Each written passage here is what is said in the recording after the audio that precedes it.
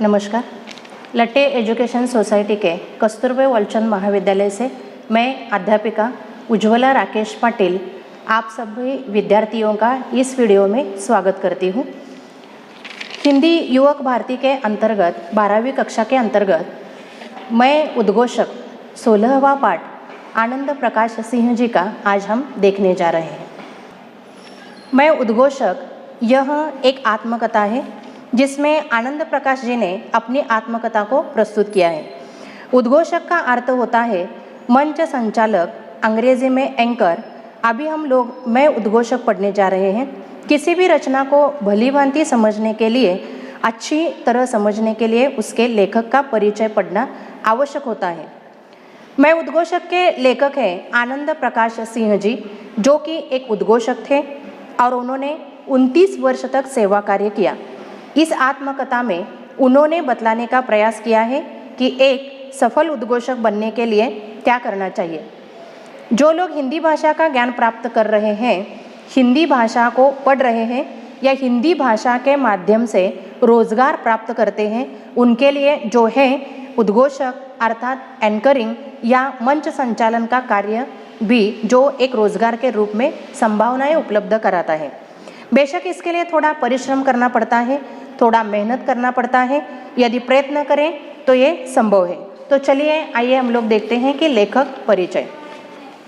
आनंद प्रकाश सिंह जी का जन्म 21 जुलाई 1958 को असम राज्य के धुबरी नामक स्थान पर हुआ। आपकी शिक्षा दीक्षा उत्तर प्रदेश के प्रतापगढ़ एवं इलाहाबाद में हुई। आपकी रुचियों और वृत्तियों ने आपको कविता, लेख, फिल्म, नाट्य और कला समीक्षा का हस्ताक्षर बना दिया। श्रेष्ठ उद्घोषक तथा सफल संचालक के रूप में आपकी विशेष पहचान है। आकाशवाणी मुंबई में 29 वर्ष उद्घोषक के रूप में अपनी सेवाएं देकर आप अवकाश ग्रहण कर चुके हैं। आपने आकाशवाणी के लिए आवश्यक संवाद लेखन करते हुए संवाद तथा संप्रेषण क्षेत्र में अपनी विशेष पहचान बनाई है। आपने विभिन्न समसामयिक विषयों पर लेखन करते हुए हिंदी भाषा की भी सेवा की है। तो उनकी कृतियां देखते हैं। पत्र पत्रिकाओं में विभिन्न विषयों पर लेख हैं, समीक्षाएं की हैं, कहानियां लिखी हैं, कविताएं आदि भी प्रकाशित हो चुकी हैं। इसके साथ साथ उनकी आत्मकथा हम लोग देखते हैं कि आनंद प्रकाश सिंह जी की ये आत्मकथा है। आत्मकथा लेखन हिंदी साहित्य में रोचक और पठनीय लेखन माना जाता है। अपने अनुभव, व्यक्तिगत प्रसंगों को पूरी निष्ठा से बताना आत्मकथा की पहली शर्त है। इसमें लेखक की तटस्थता, घटनाओं के प्रति निरपेक्षता का निर्वाह आत्मकथा को विश्वसनीय बना देता है। आत्मकथा मैं इस उत्तम पुरुषवाचक सर्वनाम में लिखना बहुत ही आवश्यक है। जो लोग मैं का प्रयोग नहीं करते हैं, वास्तव में वे आत्मकथा नहीं है, वह सिर्फ एक कहानी बनकर रह जाती है। इसलिए छात्रों ध्यान दो कि जब भी आत्मकथा लिखना हो तो मैं शैली का प्रयोग करना जरूरी है। यहाँ लेखक आनंद प्रकाश सिंह जी ने मैं का प्रयोग करते हुए मैं उद्घोषक हूँ कहते हुए उन्होंने आत्मकथा को बखूबी अंजाम दिया है और उन्होंने अपनी कहानी को इसमें लिखा है कि इस तरह से वे उद्घोषक बने और उसके लिए उन्हें क्या क्या करना पड़ा, कितने पापड़ बेलने पड़े। आत्मकथा एक अच्छा लेख होता है। इसमें तटस्थता, घटनाओं के प्रति निरपेक्षता आवश्यक होती है। अब हम पाठ परिचय की तरफ बढ़ते हैं। यहाँ सूत्र संचालन की प्रस्तुति आत्मकथा के रूप में की गई है। प्रस्तुत पाठ में लेखक ने एक सफल उद्घोषक अथवा मंच संचालक बनने के लिए आवश्यक गुणों का उल्लेख किया है। लेखक का मानना है कि कार्यक्रम की सफलता मंच संचालक के आकर्षक और उत्तम संचालन पर निर्भर करती है। संचालक की सूझबूझ, समय सूचकता, हाजिर जवाबी और भाषा प्रभुत्व समारोह को नया आयाम प्रदान करते हैं। वर्तमान काल में मंच अथवा सूत्र संचालन कार्य अपने आप में महत्वपूर्ण कार्य के रूप में प्रसिद्ध हो गया है। तो चलिए हम लोग पढ़ते हैं पाठ और देखते हैं कि आनंद प्रकाश सिंह जी ने मैं उद्घोषक यह आत्मकथा आप लोगों को छात्रों के लिए एक महत्वपूर्ण रूप से साबित हो चुका है। जैसे कि इसमें एक महत्वपूर्ण गुणों का उल्लेख किया है कि उद्घोषक के कई गुण, उसके प्रकार और रोजगार के अवसर कैसे उपलब्ध करा दिए गए हैं, ये इसमें बताया गया है। तो हम पाठ की शुरुआत करते हैं, ध्यान दीजिए। मैं उद्घोषक हूँ। उद्घोषक के पर्यायवाची शब्द के रूप में मंच संचालक और अंग्रेजी में कहे तो एंकर हूँ। मंच संचालक श्रोता और वक्ता को जोड़ने वाली कड़ी है। मैं उसी कड़ी का काम करता हूँ। इसके लिए मेरी कई नामचीन व्यक्तियों द्वारा भूरी भूरी प्रशंसा की गई है। भारत रत्न पंडित भीमसेन जोशी जैसी हस्तियों के मुंह से यह सुनना कि बहुत अच्छा बोलते हो, अच्छे उद्घोषक हो, या मैं तो तुम्हारा फैन हो गया हूँ, तो सचमुच स्वयं को गौरवान्वित अनुभव करता हूँ।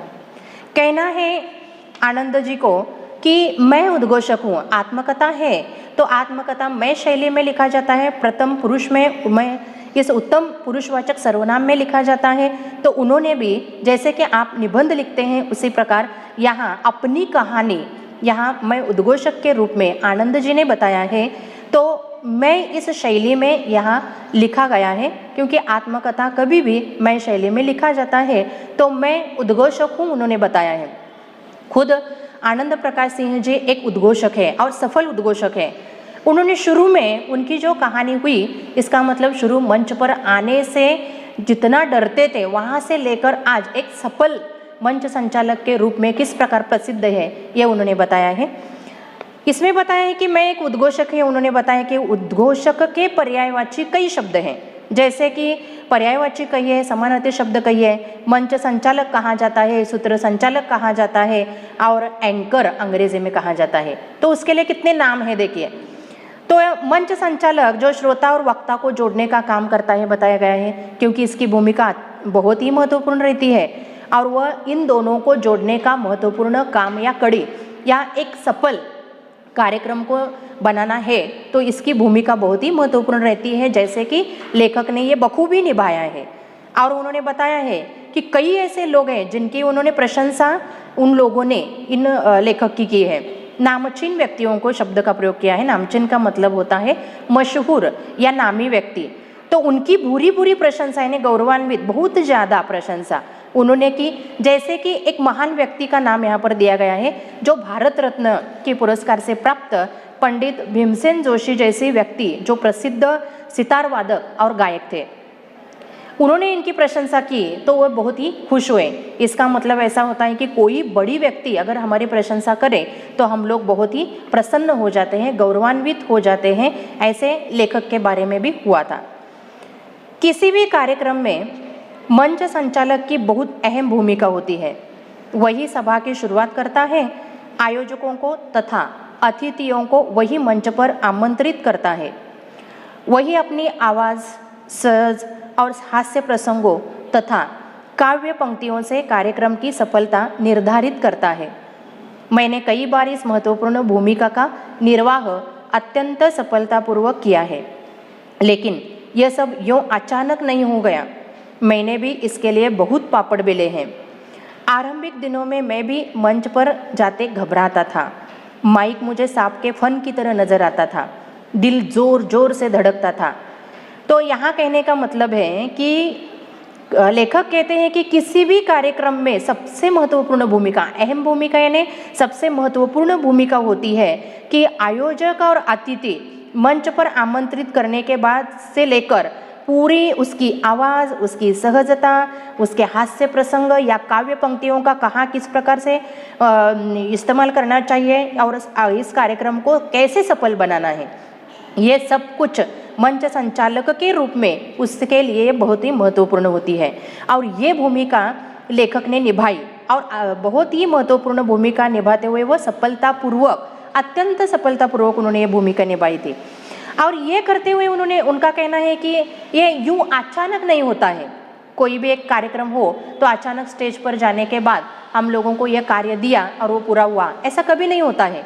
इसके लिए कई दिन लगते हैं और कई दिनों में पहली जो शुरुआत होती है वो शुरुआत उन्होंने अपने बारे में बताने का प्रयास किया है कि इसके लिए मैंने बहुत पापड़ बेले यानी कठिन से कठिन परिश्रम भी मैंने किए हैं। वो कैसे? तो वे कहते हैं कि आरंभिक दिनों में मंच पर जाते हुए मैं भी घबराता था। माइक मुझे सांप के फन की तरह नजर आता था। श्रोता लोग देखकर मेरा दिल जोर जोर से धड़कता था, डर लगता था, भयभीत होता था, उन्होंने बताया। आगे देखिए, मुझे याद है तब मैं 9वीं कक्षा का छात्र था। विद्यालय के प्रांगण में गांधी जयंती का आयोजन किया गया था। मुझे भी भाषण देने के लिए चुना गया।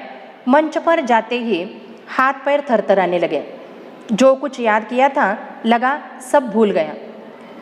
अब लेखक के बारे में एक घटना उन्हें याद है, जब बचपन की घटना, 9वीं कक्षा में वे स्कूल में जिस वक्त पढ़ते थे उस वक्त की घटना उन्हें याद आई और उन्होंने बताया आजकल के नवयुवक जो भी है या विद्यार्थी, आप जैसे विद्यार्थी, उन्हें बताने का प्रयास किया कि उन्हें एक दिन में वे इतने सफल नहीं बने हैं, तो इसके लिए कई वर्ष कई दिन लगे हैं। कि जैसे शुरू में उनकी भी अवस्था ऐसी ही थी कि वो बहुत ही डरते थे और डर डर के उनका दिल भी ज़ोर ज़ोर से धड़कता था। उसके साथ साथ माइक साफ के फन की तरह उन्हें नज़र आता था। और एक घटना उन्होंने बताई वह कि 9वीं कक्षा में जिस वक्त वे थे उस वक्त विद्यालय के प्रांगण में गांधी जयंती का आयोजन किया गया था। प्रांगण इसका मतलब मैदान। तो यहाँ आयोजन जो किया गया था उस वक्त भाषण के लिए लेखक को चुना गया था। मंच पर जाते वक्त लेखक के पैर थरथराने लगे, डर लगने लगा और जो कुछ भी उन्होंने रट रट कर याद किया था वो सब भूल गए। तब उन्हें ऐसा लगने लगा कुछ पल के लिए जब होश ही खो बैठा हूँ, पर फिर खुद को संभाला। महान व्यक्तियों के आरंभिक जीवन के प्रसंगों को याद किया कि किस तरह कुछ नेता हकलाते थे, कुछ कांपते थे, पर बाद में वे कुशल वक्ता बने। ये बातें याद आते ही हिम्मत जुटाकर मैंने बोलना शुरू किया और बोलता ही गया। भाषण समाप्त हुआ, खूब तालियां बजे, खूब वाहवाही मिली। कहने का मतलब यह कि थोड़ी सी हिम्मत और आत्मविश्वास ने मुझे भविष्य की राह दिखा दी और मैं एक सफल सूत्र संचालक के रूप में प्रसिद्ध हो गया। सब कुछ उन्होंने बता दिया कि कैसे किस प्रकार 9वीं कक्षा में वे जाने के बाद उन्हें गांधी जयंती के वक्त उन्हें भाषण दे दिया। भाषण देने के बाद शुरू था, यानी उनकी पहली जो शुरुआत थी उस वक्त उनके पैर थरथराने लगे, सब याद किया गया, भूल गए। कुछ पल में उन्हें ही समझ में नहीं आ रहा है कि मैं क्या बोल रही हूँ, क्या कर रहा हूँ। उसमें से उन्होंने संभला खुद को कैसे कि महान व्यक्ति जो भी है आरंभिक रूप में, महात्मा गांधी जी हो, अंबेडकर जी हो, इनकी जो दिनचर्या या वे व्यक्ति जिस प्रकार नेता लोग बोलते थे वो उन्होंने याद किया कि वे भी नेता बोलते वक्त कोई नेता हकलाते थे, हकलाना यानी रुक रुक कर बोलना, तो उनकी जो अवस्था थी वही अवस्था इनकी थी। तो डरना कैसा? तो वे भी लोग कांपते थे। कुशल वक्ता तभी बने जब उन्होंने प्रयास किया, ये बातें याद किया उन्होंने और हिम्मत जुटाकर फिर बोलना शुरू किया। और ऐसे बोलते बोलते बोलते उनका भाषण समाप्त हुआ। इस पर वे खूब तालियां बजने लगे।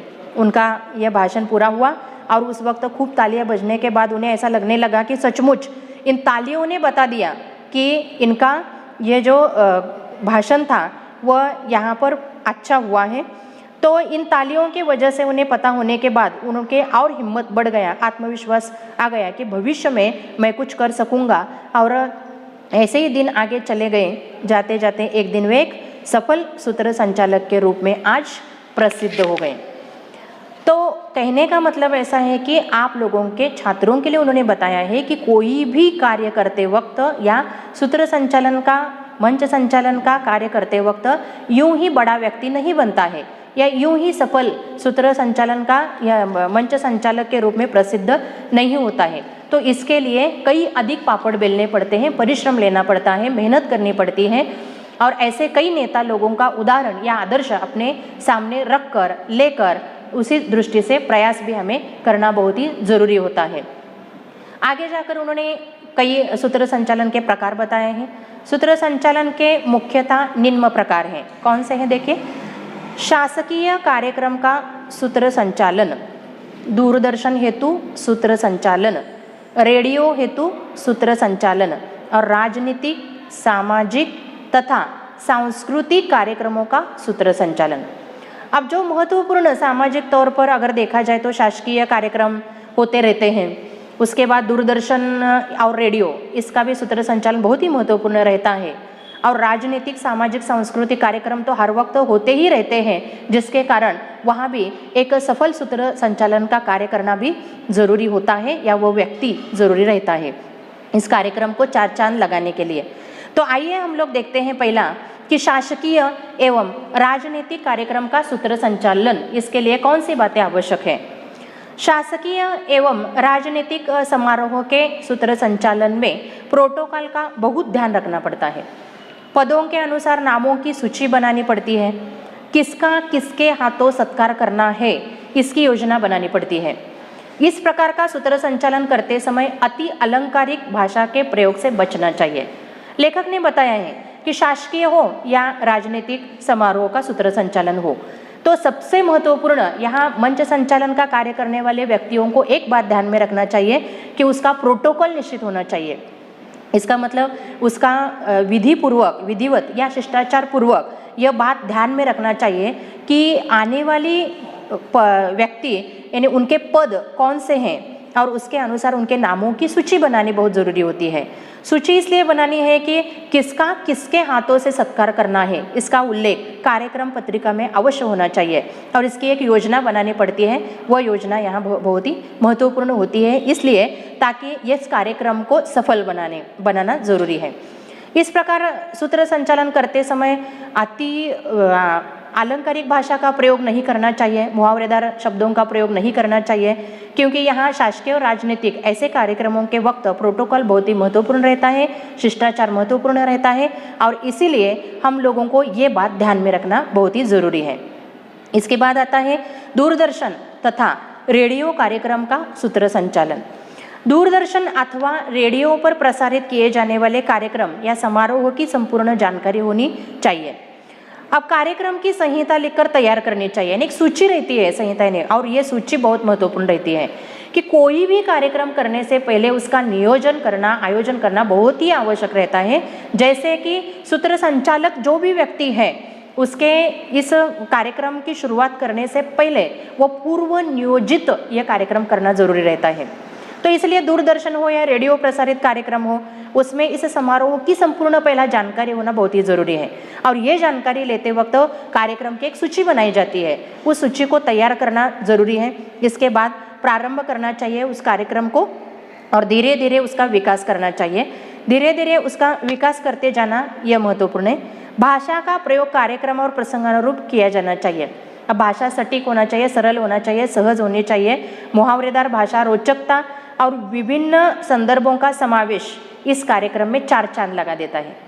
अब यहाँ देखिए दूरदर्शन और रेडियो भाषा का आवश्यकता अनुसार यहाँ पर उस शब्द का प्रयोग करना बहुत ज़रूरी है।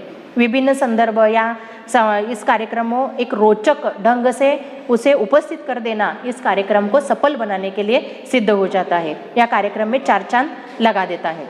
तो आपको इस पर प्रश्न भी ऐसे बताने का प्रयास किया है कि सूत्र संचालन के कारण कार्यक्रम में चार चांद लगते हैं, इसे स्पष्ट कीजिए, ऐसा प्रश्न भी पूछा जा सकता है।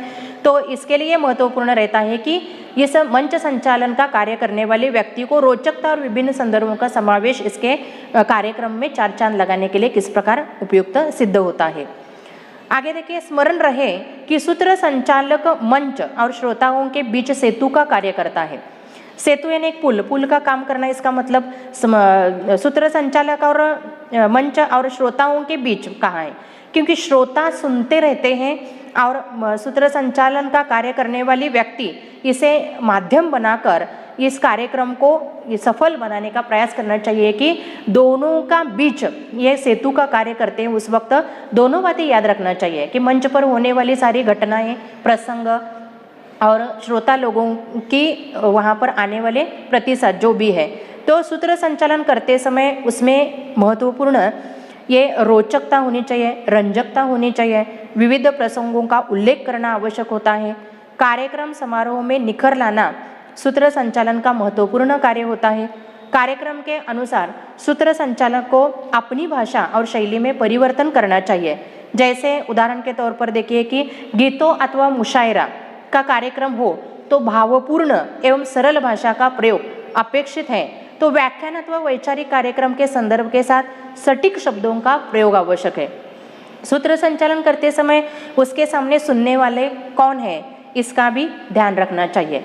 तो महत्वपूर्ण बातें उन्होंने याद रखने के लिए कहा। स्मरण रखना यानी इसका मतलब याद रखना बहुत ज़रूरी रहता है कि सूत्र संचालक मंच और श्रोता इन दोनों के बीच का कड़ी का काम करता है, और इसलिए उसे कैसा काम करना चाहिए कि श्रोताओं को वहाँ पर कभी भी रोचकता, रंजकता, विविध प्रसंग, इसका उल्लेख महत्वपूर्ण रहता है उन्हें तरोताज़ा रखने के लिए। तो कार्यक्रम, इस समारोह को और भी निखार लाने के लिए, और भी अच्छा कार्यक्रम बनाने के लिए ये महत्वपूर्ण भूमिका रहती है कि कार्यक्रम की शोभा कैसी बढ़ाई जाए, और ये सब कुछ सूत्र संचालक के हाथ में रहता है कि कौन सी भाषा का किस वक्त इस्तेमाल किया जाए, कौन सी शैली का इस्तेमाल किया जाए, उसमें परिवर्तन कहाँ, कब और किस प्रकार करना चाहिए, ये भी याद रखना चाहिए। जैसे कि उदाहरण के तौर पर अगर गीतों का कार्यक्रम हो तो वहाँ पर उसे भी कोई थोड़ा बहुत गीतों का ज्ञान होना बहुत ज़रूरी है। मुशायरों का कार्यक्रम हो, यानी मुशायरों का इसका मतलब जो शायर होते हैं, शायरों की एक इकट्ठा आकर जो शायरी वहाँ पर सुनाते हैं उसे कहा जाता है मुशायरा। तो इनका जो कार्यक्रम है वह कार्यक्रम कैसे भावपूर्ण, सरल, सहज और भाषा का प्रयोग अपेक्षित है। या व्याख्यान अथवा वैचारिक कार्यक्रम अगर हो तो वहाँ एक सटीक शब्दों का शब्द प्रयोग होना आवश्यक रहता है। ऐसे सूत्र संचालक को वहाँ के परिस्थिति अनुरूप उसे बदल देना बहुत ही आवश्यक रहता है। अच्छे मंच संचालक के लिए आवश्यक है कि अच्छी तैयारी, वर्तमान समय में संगीत संध्या, बर्थडे पार्टी या अन्य मंचीय कार्यक्रम के लिए मंच संचालन आवश्यक हो गया है। मैंने भी इस तरह के अनेक कार्यक्रमों के लिए सूत्र संचालन किया है। जिस तरह का कार्यक्रम हो तैयारी भी उसी के अनुसार करनी होती है। मैं भी सर्वप्रथम यह देखता हूँ कि कार्यक्रम का स्वरूप क्या है, सामाजिक, शैक्षिक, राजनीतिक, कवि सम्मेलन, मुशायरा या सांस्कृतिक कार्यक्रम। फिर उसी रूप में मैं कार्यक्रम का संहिता लेखन करता हूँ। इसके लिए कड़ी साधना व सतत प्रयास आवश्यक है। कार्यक्रम की सफलता सूत्र संचालक के हाथ में होती है। सबसे महत्वपूर्ण बात उन्होंने बताई है कि अच्छे मंच संचालक के लिए क्या आवश्यक है, अपने अंदर क्या होना चाहिए। तो अच्छी तैयारी तो होनी ही चाहिए। तैयारी के बगैर कार्यक्रम नहीं हो सकता है, मंच संचालन हम लोग नहीं कर सकते हैं। तो वर्तमान समय में आजकल हम लोग देख रहे हैं कि किसी भी प्रकार के कार्यक्रम के लिए मंच संचालक को वहाँ पर बुलाया जाता है, उसे ये प्राधान्य दिया जाता है। जैसे कि संध्या समय जो संगीत का कार्यक्रम होता है या बर्थडे पार्टी होती है, उसके लिए जो मंचीय कार्यक्रम लिया जाता है उसमें सूत्र संचालन का काम बहुत ही बखूबी निभाया जाता है, यह महत्वपूर्ण रहता है। इसके साथ साथ उन्होंने बताया कि सर्वप्रथम यह कार्यक्रम का स्वरूप निश्चित कर लेना बहुत ही ज़रूरी है। इस कार्यक्रम का स्वरूप यानी सामाजिक हो, शैक्षिक हो, राजनीतिक हो या कवि सम्मेलन या मुशायरा का या सांस्कृतिक कार्यक्रम हो, तो इन सारे कार्यक्रम के लिए एक संहिता का लेखन करना पड़ता है। संहिता का मतलब एक सूची बनानी पड़ती है। जैसे कि अलग अलग क्षेत्र है, एक सामाजिक क्षेत्र अलग है, शैक्षिक क्षेत्र अलग है, राजनीतिक हो, कवि सम्मेलन का कार्यक्रम हो या मुशायरा, जैसे कि यहाँ पर शायरी बोलने के लिए जो इकट्ठा आने वाले शायर लोग हैं उनकी शायरी यहाँ प्रस्तुत की जाती है, या अलग अलग सांस्कृतिक कार्यक्रम का नियोजन किया जाता है। ये कोई भी मंच संचालन का कार्य इसके लिए करना हो तो उसके लिए एक निश्चित रूप से सूची बनानी पड़ती है। इसके लिए कड़ी साधना व सतत प्रयास आवश्यक है। कार्यक्रम की सफलता सूत्र संचालक के हाथ में होती है। वह दो व्यक्तियों, दो घटनाओं के बीच कड़ी जोड़ने का काम करता है। इसलिए संचालक को चाहिए कि वह संचालन के लिए आवश्यक तत्वों का अध्ययन करे। सूत्र संचालन के लिए कुछ महत्वपूर्ण गुणों का होना आवश्यक है। आपको इस पर प्रश्न भी एक पूछा गया है 6 गुणों के लिए, जैसे कि उत्तम मंच संचालक बनने के लिए आवश्यक गुण विस्तार से लिखिए। ऐसा प्रश्न भी आप लोगों को इस पर आ सकता है। तो इसके लिए देखिए आवश्यक गुण कौन से हैं कि वह हंसमुख होना चाहिए, हाजिर जवाबीपना होना चाहिए, विविध विषयों का ज्ञाता होने के साथ साथ उसका भाषा पर प्रभुत्व होना भी आवश्यक है। कभी कभी किसी कार्यक्रम में ऐन वक्त पर परिवर्तन होने की संभावना होती है। यहाँ सूत्र संचालक के भाषा प्रभुत्व की परीक्षा होती है। पूर्व निर्धारित अतिथियों का न आना, यदि आ भी जाए तो उसकी दिन भर की कार्य व्यस्तता का विचार करते हुए कार्यक्रम पत्रिका में संशोधन सुधार करना पड़ता है। आयोजकों की ओर से अचानक मिली सूचना के अनुसार संहिता में परिवर्तन कर संचालन करते हुए कार्यक्रम को सफल बनाना ही सूत्र संचालन की विशेषता होती है। तो इसमें महत्वपूर्ण बात बताई गई है लेखक ने कि सूत्र संचालन के लिए महत्वपूर्ण गुण कौन से आवश्यक है एक मंच संचालक के रूप में। तो उसमें एक सफलता अगर प्राप्त करनी है तो एक तो दो व्यक्तियों में, दो घटनाओं के बीच कड़ी का काम करने वाला व्यक्ति यानी मंच संचालन का कार्य होता है। तो ये तत्व हमेशा याद रखना चाहिए कि यहाँ पर उसका हंसमुख स्वभाव होना चाहिए, यानी लोगों को हंसाने का प्रयास बीच बीच में करना चाहिए। हाजिर जवाबीपना होना चाहिए, यानी वहाँ पर काम करते वक्त जो भी वहाँ उसे बताना है कि सही ढंग से और यहाँ निश्चित रूप से उसी वक्त उसे बताना ठीक ढंग से बहुत महत्वपूर्ण होता है। विविध विषयों का ज्ञान हासिल कर उस भाषा पर उसका कमांड होना चाहिए, प्रभुत्व होना चाहिए और उसे वहाँ स्पष्ट रूप से, सटीक रूप से, सहज रूप से उसे वहाँ पर प्रदर्शित करने का प्रयास करना चाहिए। कभी कभी देखिए कार्यक्रम शुरू होता है और ऐसा होता है कि ऐन वक्त पर कुछ कार्यक्रम की संहिता में बदल किया जाता है, ऐसा कई बार होता है देखिए। तो सूत्र संचालक को यहाँ पर भाषा का इतना प्रभुत्व होना चाहिए कि कितनी भी हो यहाँ पर बदलाव, लेकिन पूर्व नियोजित अतिथियों का कभी कभी न आना होता है, कभी कभी दूसरे ही व्यक्ति उस स्थान पर आ जाती है या उसका कोई दिन भर का कार्यक्रम अलग रहता है, उसे जल्दी जाना होता है, तो कुछ सुधार कार्यक्रम में करना पड़ता है।